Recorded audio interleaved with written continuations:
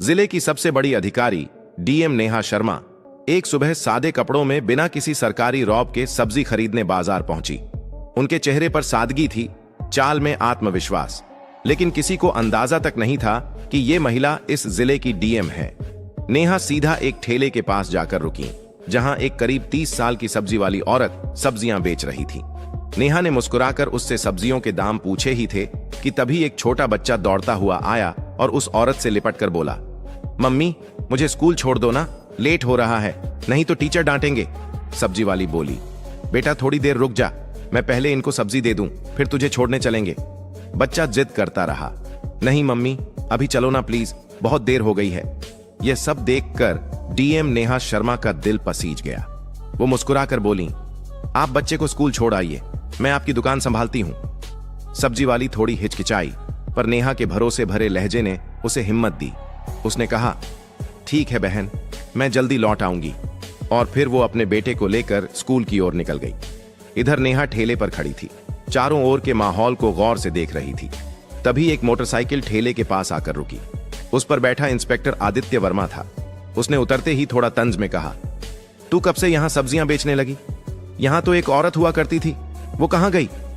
नेहा कुछ कहती, उससे पहले ही वह सब्जी वाली औरत वापस लौट आई। इंस्पेक्टर को देखकर उसके चेहरे पर घबराहट छा गई। झुककर बोली, क्या चाहिए आपको इंस्पेक्टर साहब? जो मन हो ले लीजिए। इंस्पेक्टर ने बेजा हुक्म दिया, आधा किलो टमाटर दे, 1 किलो भिंडी और आधा किलो परवल भी देना। औरत ने बिना कुछ कहे जल्दी जल्दी सब्जियां तौल दी। इंस्पेक्टर बिना एक भी पैसा दिए मोटरसाइकिल पर बैठा और चलता बना। यह सब देख नेहा शर्मा स्तब्ध रह गईं। कुछ पल खामोशी में बीते, फिर उन्होंने सब्जी वाली से पूछा, बहन उसने पैसे क्यों नहीं दिए? आपने उससे कुछ कहा क्यों नहीं? औरत की आंखों में मजबूरी साफ दिख रही थी। धीमे स्वर में बोली, बहन क्या कहूं, ये इंस्पेक्टर रोज ऐसे ही सब्जियां ले जाता है। जब कुछ बोलती हूं तो धमकाता है, कहता है मुझसे पैसे लेगी, अभी तेरे ठेले को उठवा दूंगा। मुझे डर लगता है, अगर ठेला चला गया तो घर कैसे चलेगा, मेरे बच्चे क्या खाएंगे, इसलिए चुपचाप दे देती हूं। यह सुनकर डीएम नेहा शर्मा के चेहरे का रंग बदल गया। अंदर तक हिल गईं वो। उन्हें यकीन नहीं हो रहा था कि कानून के रक्षक खुद कानून का मजाक उड़ा रहे हैं। उन्होंने गंभीर स्वर में कहा, बहन अब ऐसा नहीं होगा, मैं अब आपके साथ हूं। इंसाफ दिलाना मेरा फर्ज है। आप एक काम कीजिए, मेरा नंबर लें, लीजिए। कल जब आप ठेला लगाएंगी तो आप नहीं, मैं वहां रहूंगी। आप घर पर आराम कीजिए, बाकी मैं देख लूंगी कि वो इंस्पेक्टर पैसे देता है या नहीं, और अगर नहीं देता तो मैं उसे कानून की ताकत दिखाकर ही रहूंगी। औरत की आंखों में आंसू थे, लेकिन पहली बार उसमें राहत और उम्मीद झलक रही थी। अगली सुबह नेहा शर्मा ने एक गांव की औरत का भेष बनाया। ना कोई मेकअप, ना कोई पहचान। साधारण साड़ी पहने, सिर पर पल्लू रखे वो ठेले पर आ खड़ी हुई। ठेले पर ढेर सारी सब्जियां सजाई गईं। सब कुछ तैयार था। कुछ ही देर में वही इंस्पेक्टर आदित्य वर्मा अपनी मोटरसाइकिल पर वहां पहुंचा। इंस्पेक्टर आदित्य वर्मा ने अपनी मोटरसाइकिल ठेले के पास लगाई और घूरते हुए बोला, क्या बात है, आज फिर तुम यहां? वैसे तुम उसकी क्या लगती हो? कल भी तुम यहीं थी और आज भी। नेहा शर्मा, जो अब भी गांव की एक आम महिला के रूप में खड़ी थीं, धीरे से बोली, मैं उसकी बहन हूं, इसलिए आज उसकी जगह ठेला संभाल रही हूं। इंस्पेक्टर ने घिनौनी मुस्कान के साथ कहा, तो तुम तो अपनी बहन से भी ज्यादा खूबसूरत निकली, बहुत प्यारी लग रही हो आज। फिर आंखों से उसे ऊपर से नीचे तक देखता रहा और बेहूदे लहजे में बोला, वैसे छोड़ो ये सब, मुझे 1 किलो टमाटर चाहिए और साथ में थोड़ा धनिया और मिर्च भी दे देना। नेहा ने बिना कोई प्रतिक्रिया दिए सब्जियां तौली और चुपचाप उसके हाथ में दे दी। जैसे ही इंस्पेक्टर सब्जियां लेकर पलटने लगा और मोटरसाइकिल स्टार्ट की, नेहा ने सख्त आवाज में कहा, रुकिए, आपने अभी तक सब्जियों के पैसे नहीं दिए, सब्जियों के पैसे दीजिए, ऐसे नहीं चलेगा। इंस्पेक्टर झुंझलाकर बोला, कौन से पैसे? मैं तो रोज फ्री में लेता हूं, अपनी बहन से पूछ लेना, वो तो कुछ नहीं कहती, और तुम ज्यादा जुबान मत चलाओ मेरे सामने। वो फिर से जाने लगा।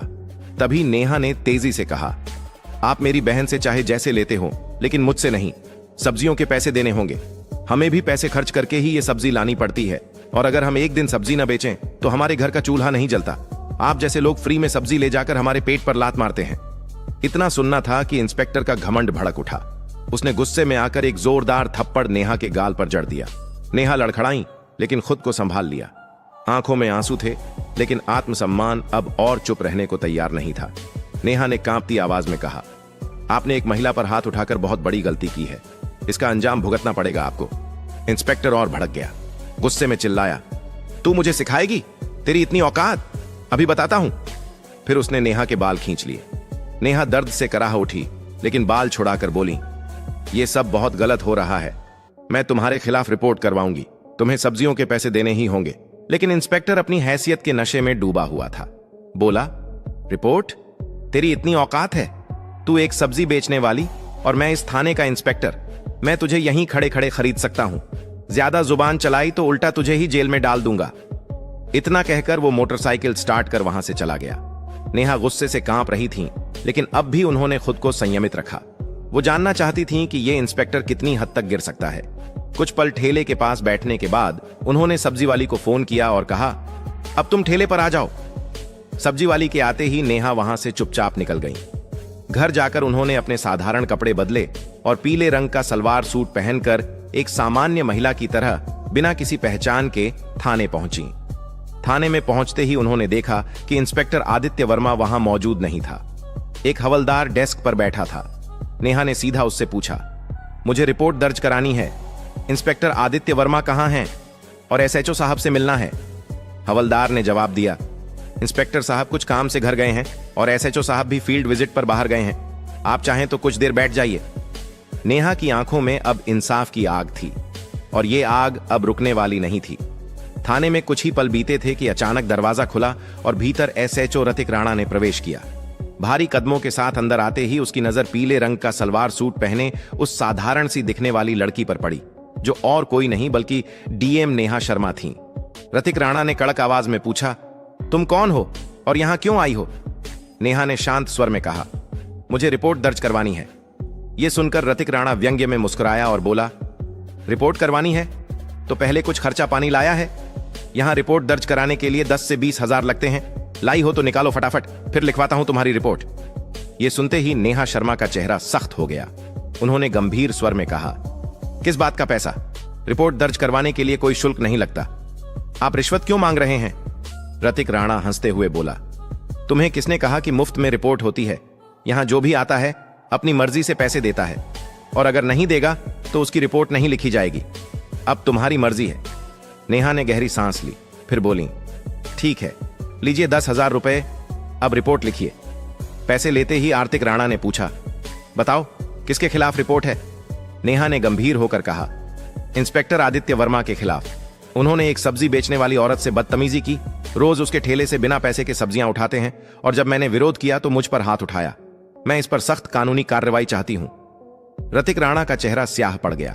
घबराहट उसके चेहरे पर साफ दिख रही थी।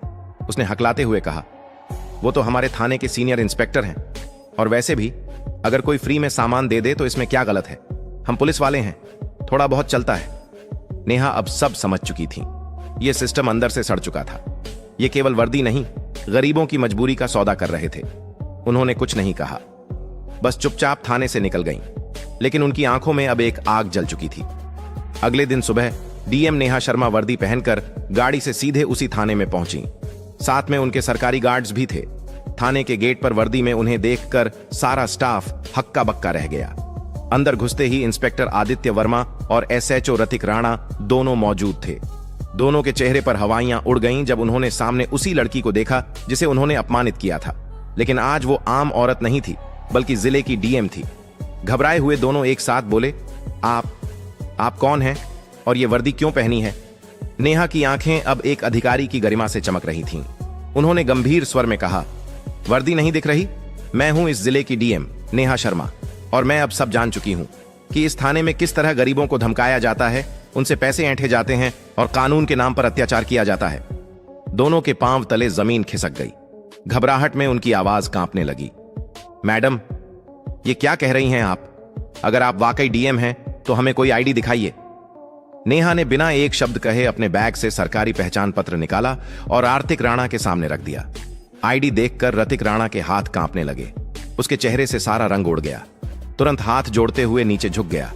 माफ कर दीजिए मैडम, मुझे नहीं पता था कि आप डीएम मैडम हैं।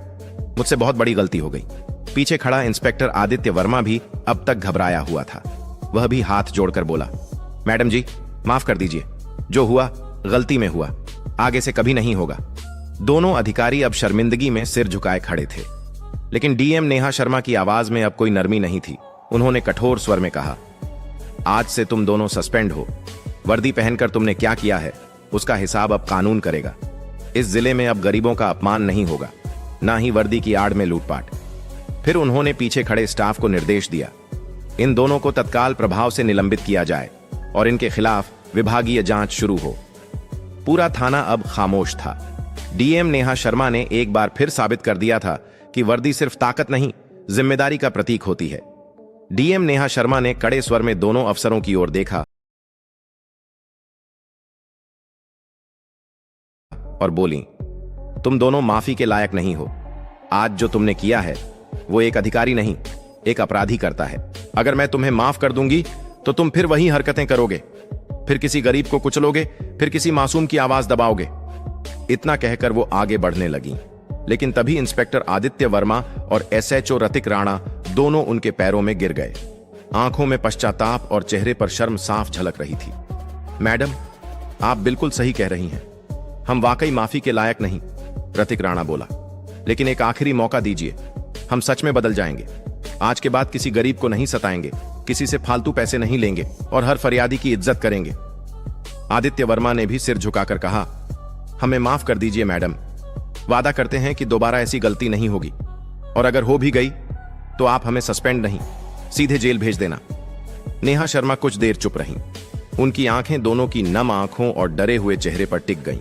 फिर उन्होंने गहरी सांस ली और गंभीर स्वर में बोली, ठीक है, मैं तुम्हें माफ कर रही हूं, लेकिन यह आखिरी मौका है।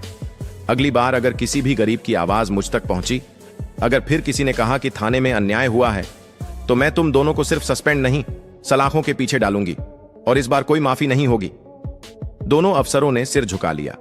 उनका आत्मसम्मान चूर चूर हो चुका था, लेकिन अब उनमें सुधार की एक सच्ची झलक थी। नेहा शर्मा ने थाने से बाहर निकलते वक्त एक नजर पूरे स्टाफ पर डाली और बोली, पुलिस की वर्दी डराने के लिए नहीं, भरोसा देने के लिए होती है। इस वर्दी की इज्जत तभी होगी जब इसे पहनने वाले खुद इज्जत देना सीखेंगे। डीएम के जाते ही पूरे थाने में सन्नाटा छा गया। सबके चेहरों पर शर्म और सोच की लकीरें थीं। उस दिन के बाद पूरा थाना जैसे बदल गया। अब न कोई रिश्वत लेता था, न किसी गरीब की आवाज दबाई जाती थी।